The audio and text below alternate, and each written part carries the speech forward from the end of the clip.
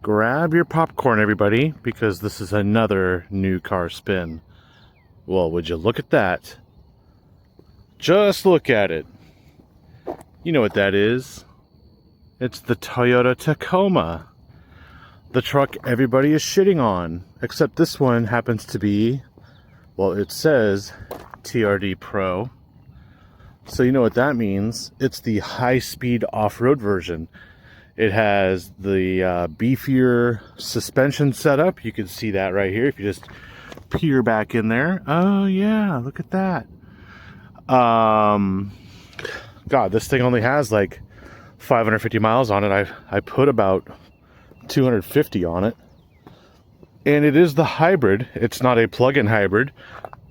But yeah, I don't know why people keep bitching about it. I mean, look at this. It's got recovery points, ARB rear bumper. It's got parking sensors, some sort of trick looking exhaust. I think you could even, yeah, open the back from the side, if that makes any sense.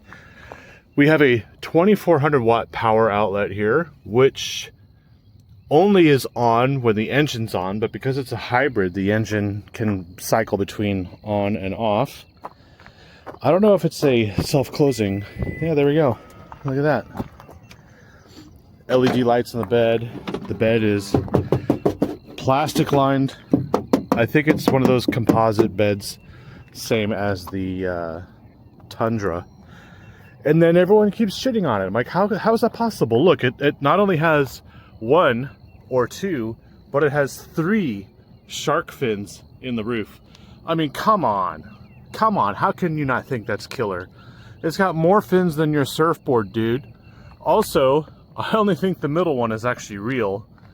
Yeah, there's no way. There's no way you need 3, because obviously as we get inside, you'll figure out why.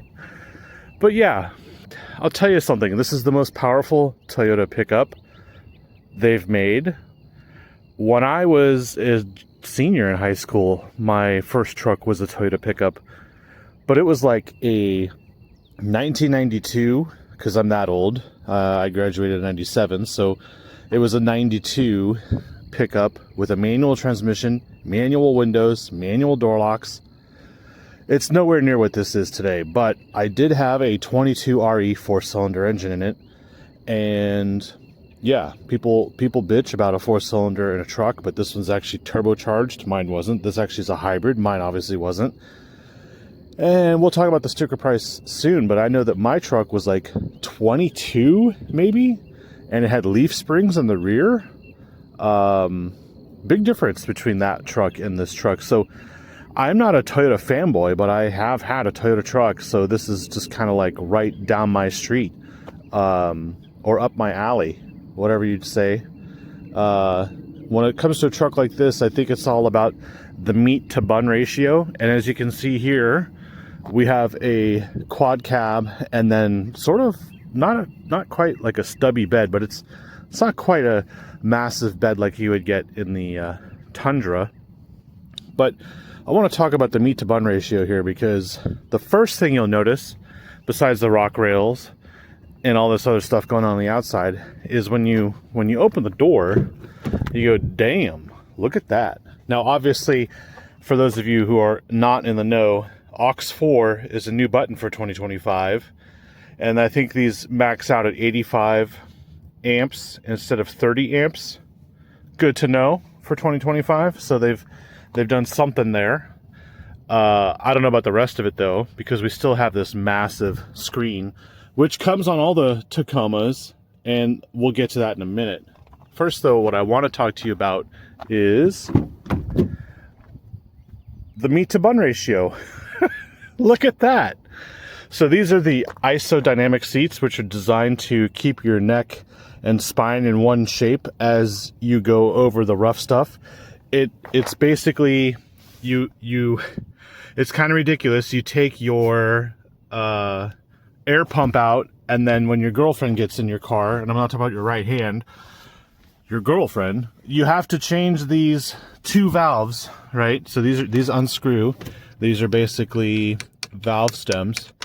and then you got to put the pump in there, and then you have to start to stroke your pump in order to get the PSI at the right level for body weight, which yeah, we'll good luck with that one. So this one's actually for the lateral, side to side, and then this one is for vertical, which, you know, okay, so this is lateral when it's going that way. Vertical is not this way, okay? Vertical is this way. So when you go over a jump and you land, this thing's made to like cushion the blow.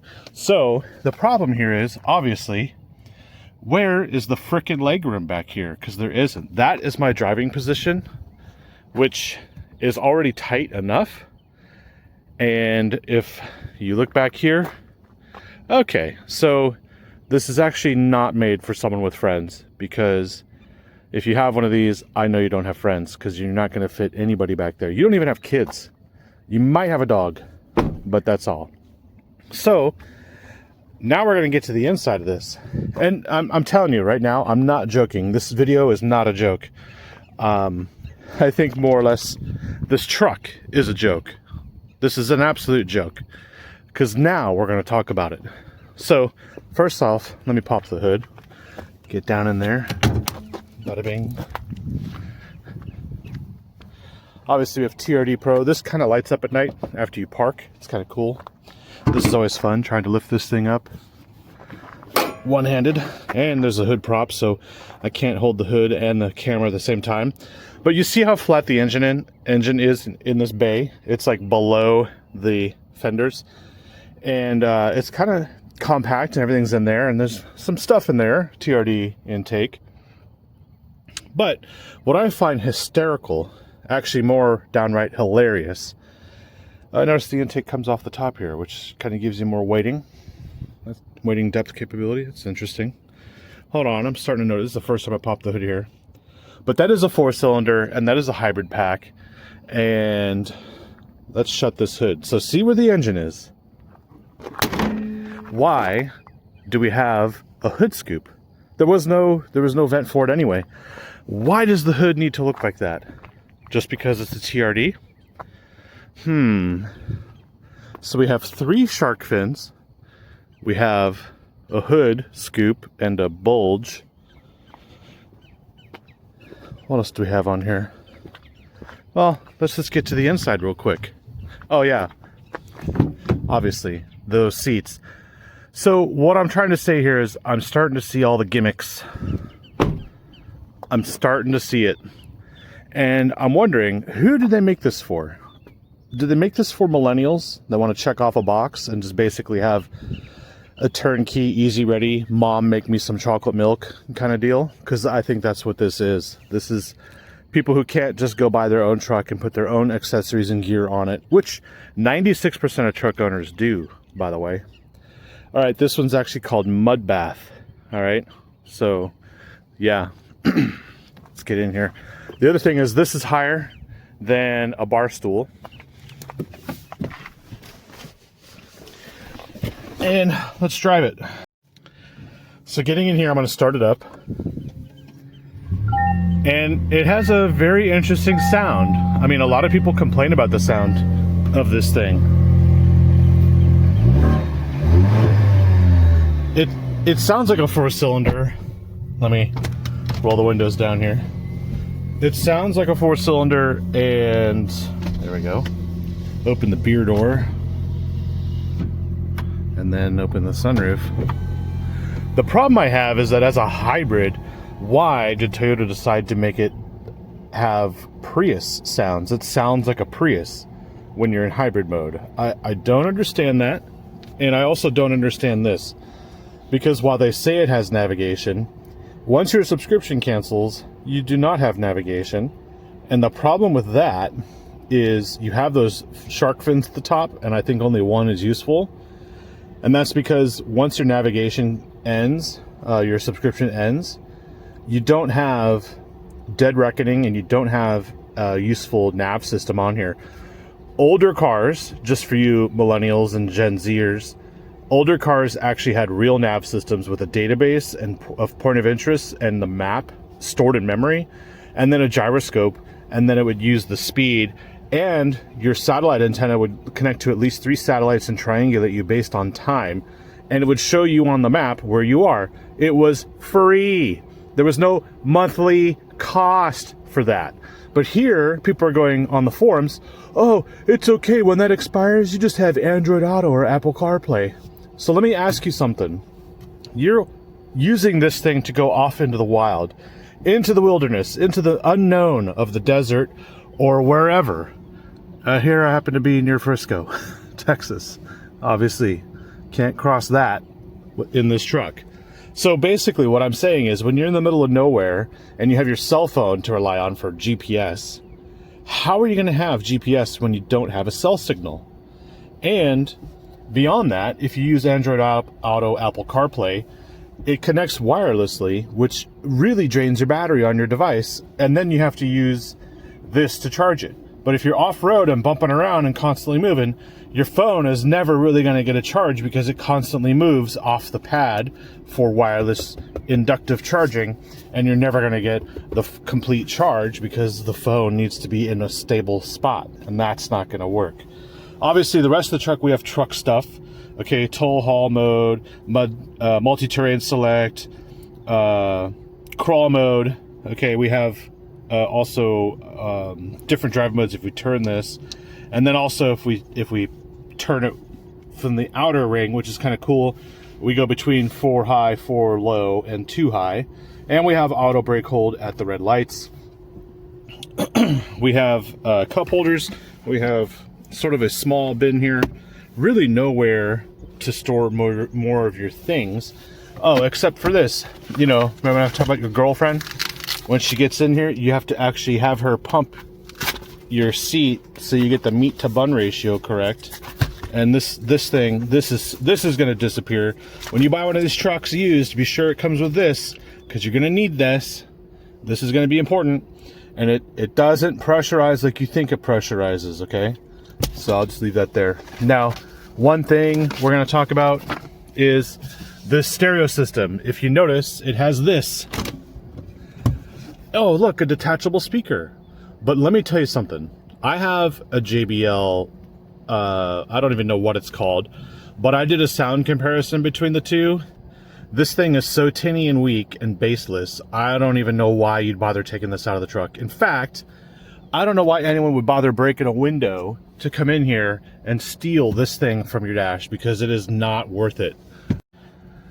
Now you're thinking, all right, well, it must sound good in here then. But it doesn't, because the stereo really depends on these center speakers, and they're very tinny and bright. And then you also have these tweeters here, so they make up for it with the big bass down below, which, funny enough, that speaker's missing. And then you end up with this weird sound stage. It's actually just noise. It's just noise coming out of the truck, and they could have done better. And so this is another gimmick. Okay, it's a gimmick.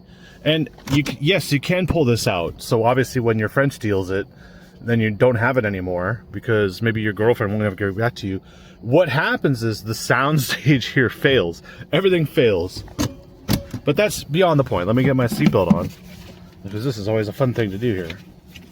All right. This is actually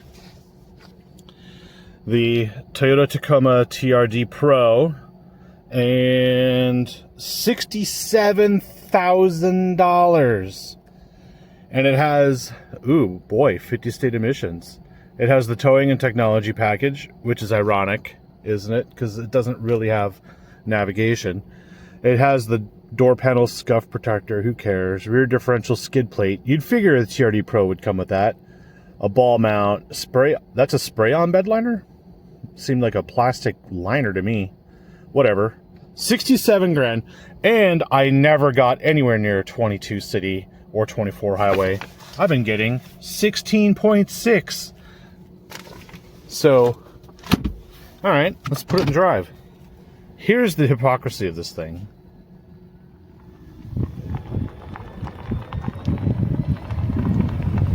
Yes, it is smooth when the engine starts and stops on its own. However, This is actually not gravel, it's just a really terrible parking lot.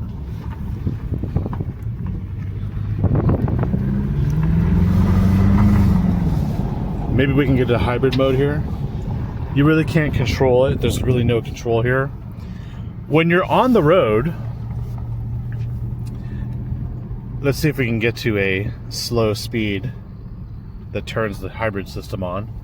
It's kind of embarrassing because really what it does is it sounds like a Prius. It makes that Prius EV sound.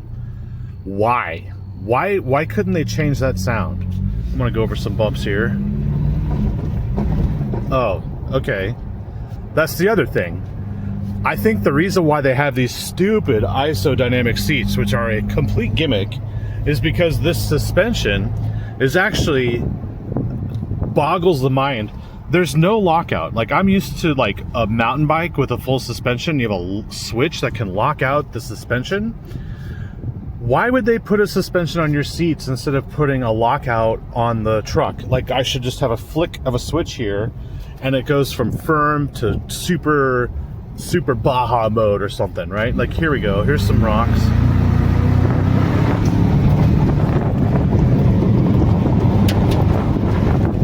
There's a big lip on this thing. We're gonna eat it. All right. That was actually relatively smooth back there. But when you're on the road, I feel every single expansion joint and every little nuance, and that's so weird because the tires on here are so beefy and it's almost like they're pumped up to 100 psi. Now, of course, this is not my truck. This is Toyota's truck, 616 miles on it, and I can't figure out why the suspension won't soak up any of this stuff. Why do I have to feel it all? And that's the thing. This thing is so bumpy that it's not enjoyable. It's not even fun. As a matter of fact, they're coming to pick it up right now from my house, and I'm actually happy they're taking it away because I have not had any fun. Yes, I have been on that hill in this truck. So here's the thing. It sounds like a lawnmower Prius, a Prius lawnmower, if that makes any sense. And I don't think it's dignified.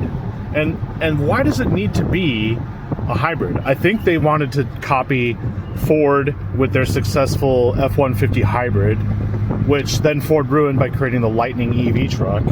And then obviously Toyota doesn't do full EVs, but they do a plug-in Prius and a plug-in RAV4 called the Prime. But then they go, hey, you know that Jeep Wrangler 4x4E is so successful, why don't we do a hybrid version, because the 4x4E is a plug-in but it's still a hybrid, so it makes it a PHEV. But Toyota's not going to do a prime version of this, which would be even more powerful, by the way, if they did.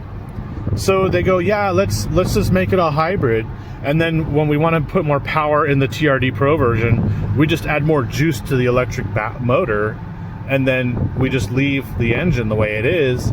That means you can't tune this thing, or you can't do anything with it later in life. So there we go. Thanks, Toyota, but hard pass. I'm just, maybe I'm old school, or maybe I don't know, you comment what you think. I kind of understand what the bitching is all about, but I also think that why are you bitching if you're in your 30s or 20s when they built this for you? I don't know why you pay $67 for this. I don't know why you like this hood bulge. It just makes it harder for you to see things when you're off-roading. I mean, do you like less visibility? So that's it. I'm trying to see if I can get into hybrid mode here. It won't do it. It's kind of doing it. Hold on. There we go.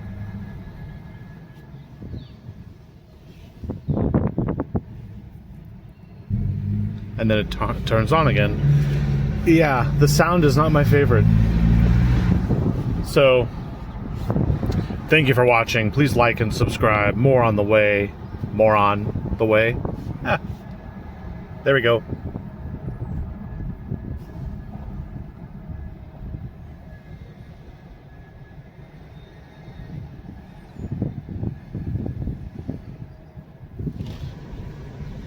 So that's it.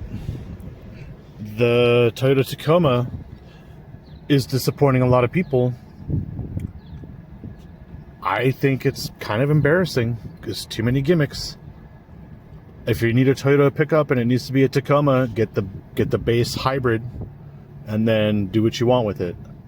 The regular one was definitely gutless. I drove that one. I have a video on that somewhere. It was so useless. It didn't make a difference whether people watched it or not. So there you go. See ya.